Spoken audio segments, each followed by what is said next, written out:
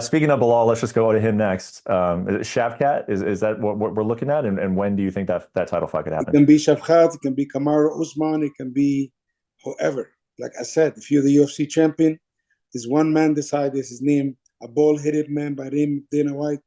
He's from Las Vegas. He make the decision, and whatever they want, Belal gonna fight. Doesn't matter who. What about time? Belal want to fight before end of the year. He does. He wants to. He would like to fight in December 7, and it's been talking about him fighting in December, but there's no confirmation yet. But most likely gonna see the Belal end of the year. Will we see Usman this year? Kamaru's ready, man. Listen, I'm telling you something. Kamaru's finally healthy. He got the surgery he needs to do. And I believe Kamaru's one fight away from a title fight, and he's very dedicated, man. He's very disciplined. But at the end of the day now, we know he have to get somebody, to beat somebody up. And after that, Belal will fight, and both of these guys will fight. I think this is, a great fight to make in the future. But, Belal have to focus on Shafkat, who's fighting Shafkat. And Kamaru need to focus whoever want him to fight.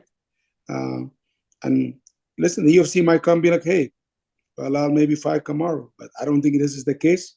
But whatever happened. But one thing I can tell you this.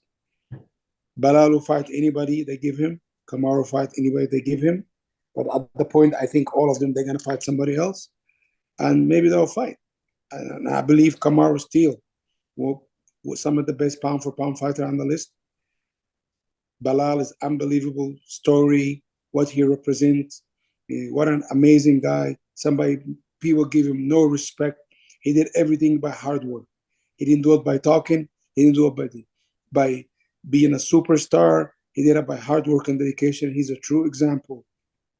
What the UFC, if maybe the UFC is not behind you, he was behind himself. He believed in himself.